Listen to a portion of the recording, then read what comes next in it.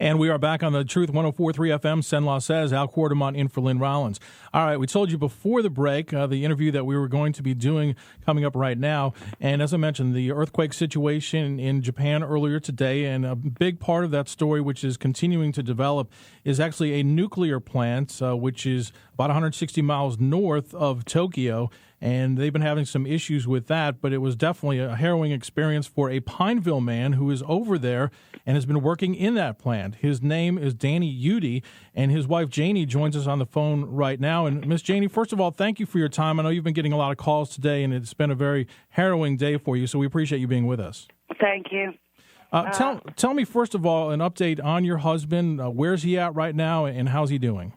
I don't know exactly where he's at right now, but I did get good news from CNN and the GE company. I just got off the phone with them. The rep from GE called to say they are gathering their information and trying to get an emergency evacuation for their plant workers to get them out, which is wonderful.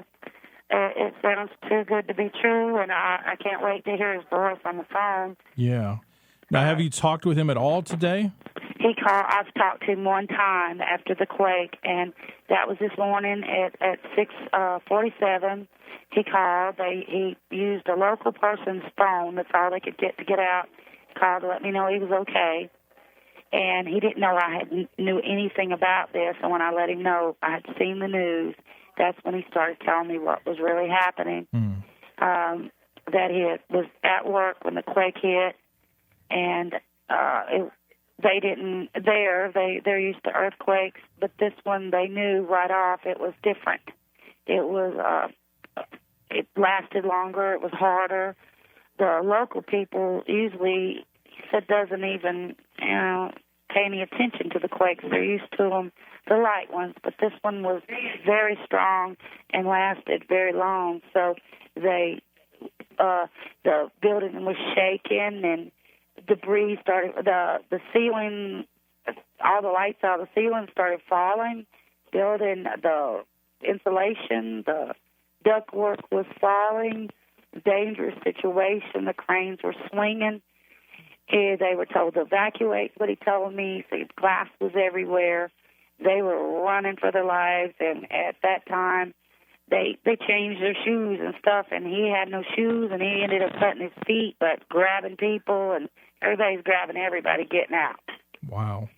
And luckily with him, not luck, but luck for him, is it seemed like the cutting his feet slowed him down enough that he wasn't out in when the water came through the where he's at. He said he saw the wall come, or he would have been in it. Wow. Of water. I said it's just tremendous water. Right.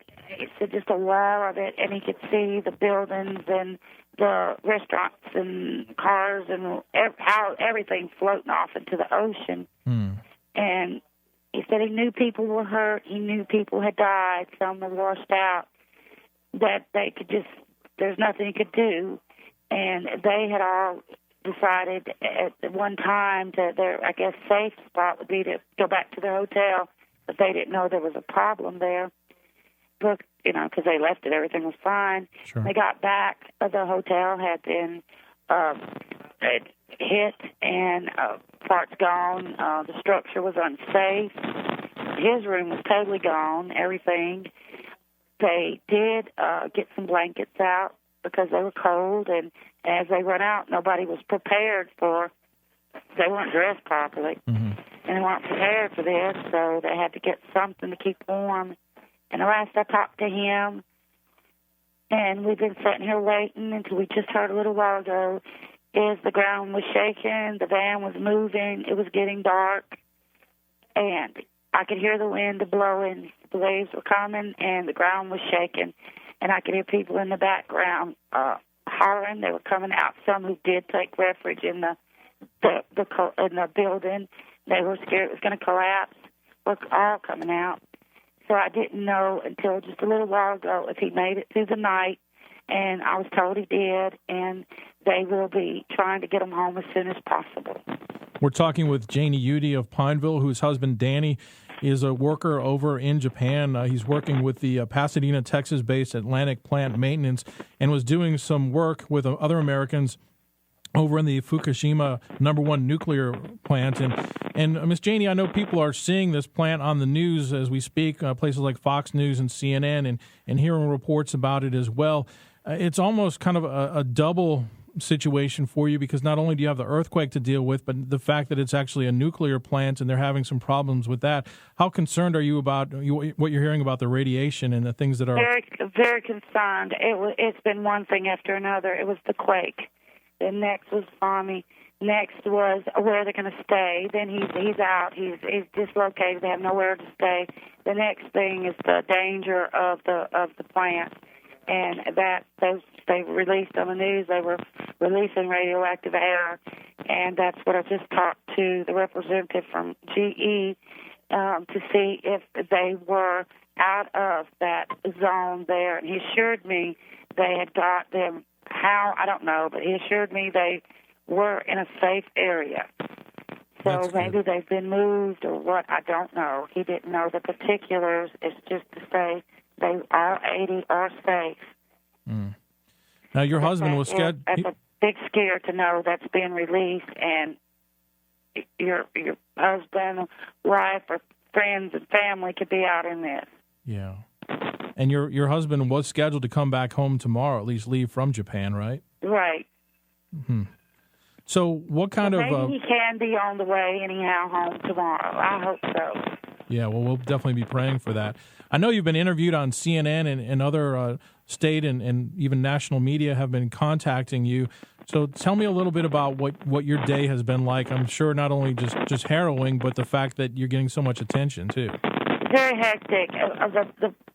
What I wanted to do, my purpose is, I was worried, him being an American, being there, not knowing the language, and being away from the plan itself and the group, and not being represented.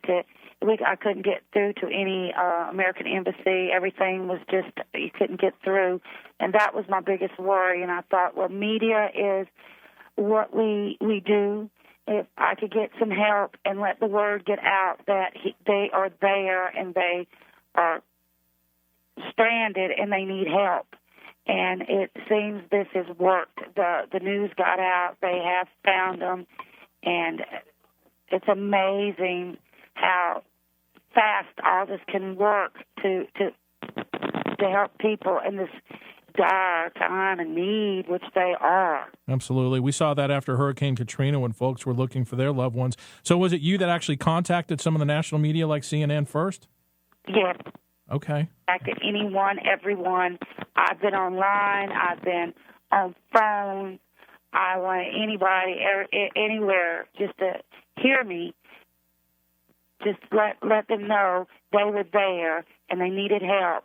And I couldn't do anything myself, but somebody somewhere could get to them or help them or keep them warm or see if they're hurt or something.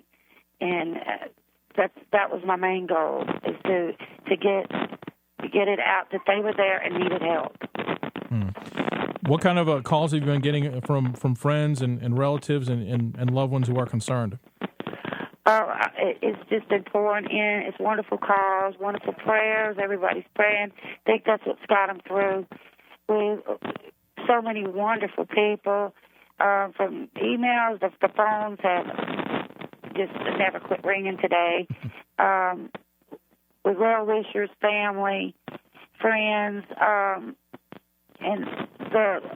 the prayers are being sent out. The good energy, and the more we sent, I could feel the strength growing, and we just knew we were waiting for this good outcome because everybody has been pushing and sending so much to them. Well, I know that we have so many people in this area that are praying people, and even as they're hearing this, I'm sure that they're praying for your husband, for his safety while he's there, and for his quick, safe return. And I'm going to let you go because I know that you've had a lot that you've been dealing with today. I want to thank you for taking time out of this, and we are going to be praying for your husband as well. Thank you, everyone, and just keep your prayers